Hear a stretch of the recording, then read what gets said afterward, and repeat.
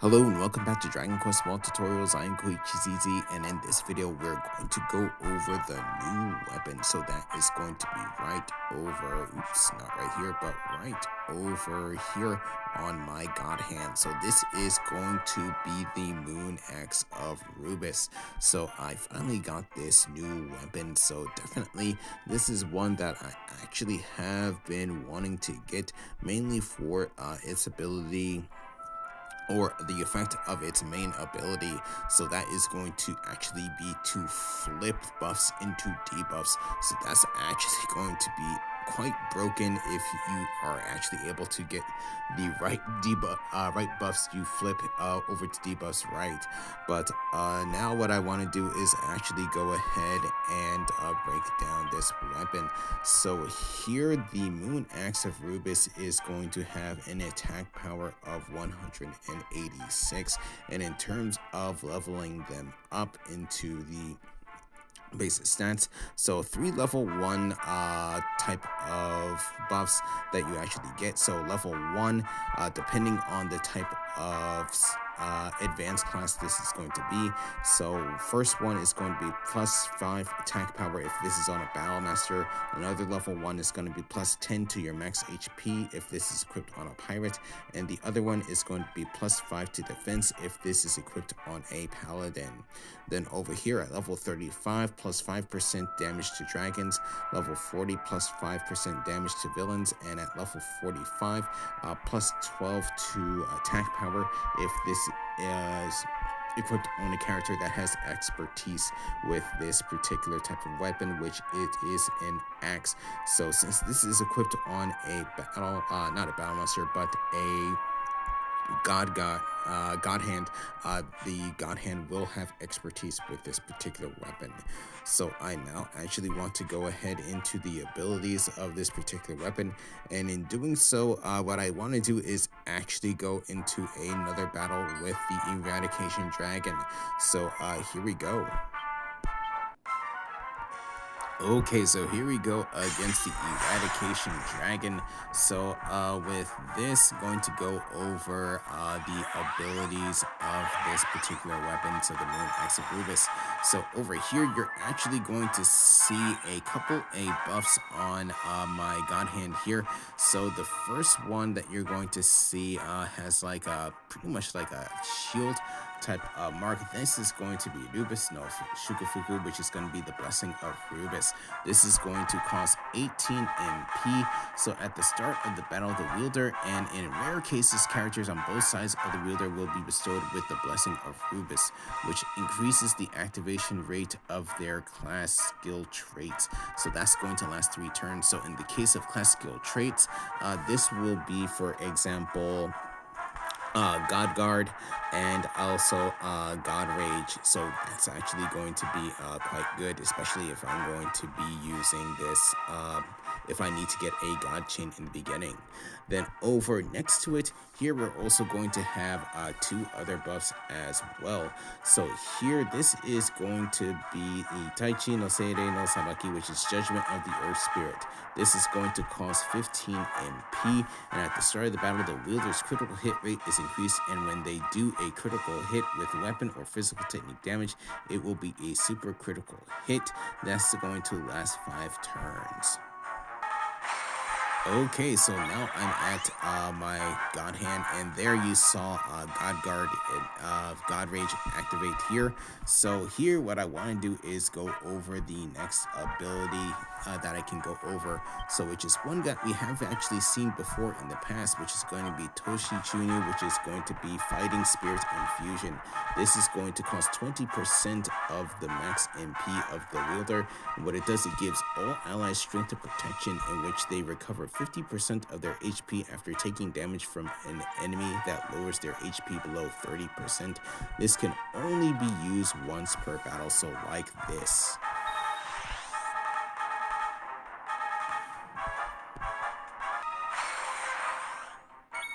Okay, back with my god hand here again.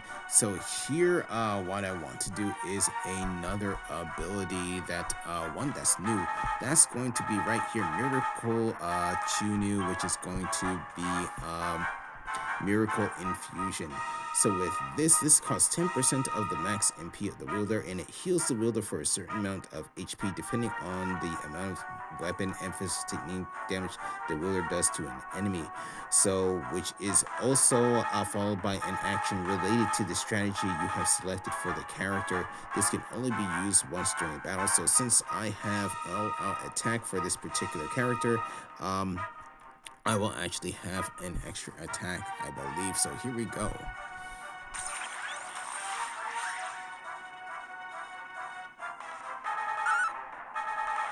So here is Shining Impact. So there was Shining Impact right there.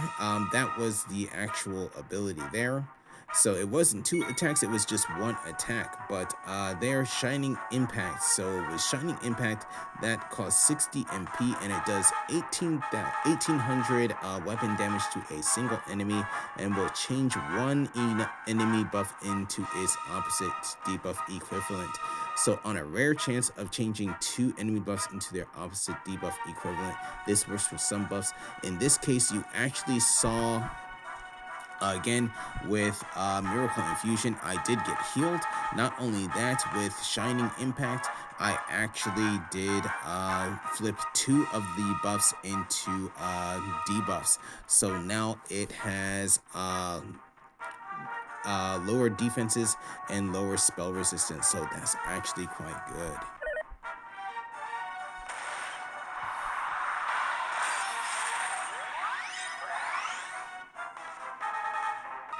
Okay, so real quick, so after that last attack from the Eradication Dragon, my healer actually took damage that brought it to lower than 30% of his HP. So in that case, Fighting Spirit Infusion was activated, and I actually was able to recover 50% of my health. Then one more thing I want to add about Miracle Infusion. So over here, you're actually going to see this buff with a sword and a green circle around it. So this is something that we have seen in the past on some weapons, like for example, the Miracle Blade. So every time you do damage, you actually get healed. So that's actually part of the Miracle Infusion.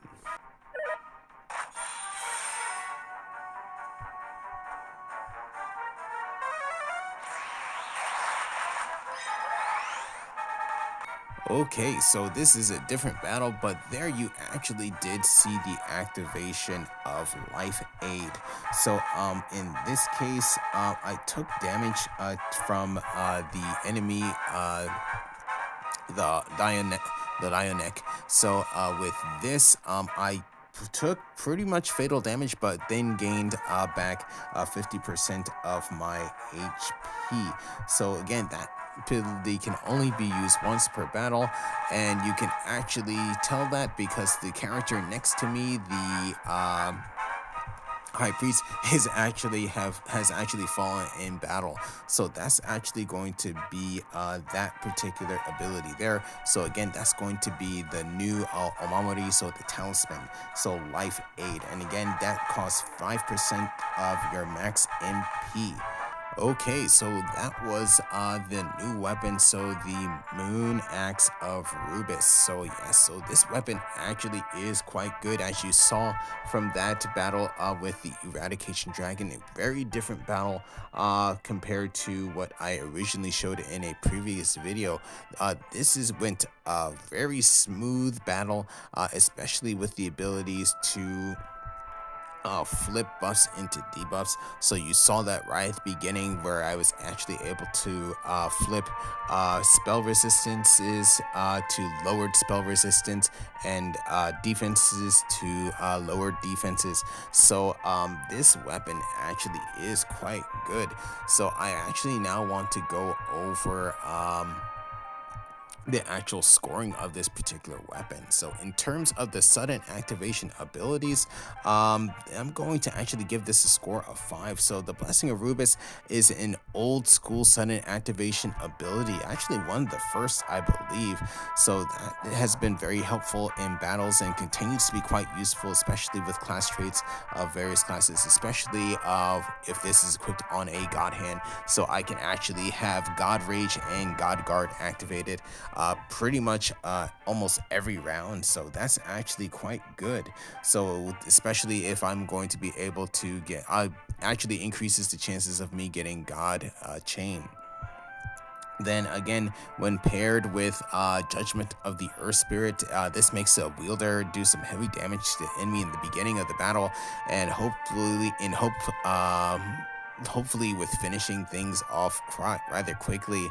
And then it wasn't in the Eradication Dragon battle, but in that short little field battle that I did, I actually showed the Talisman of Life Aid.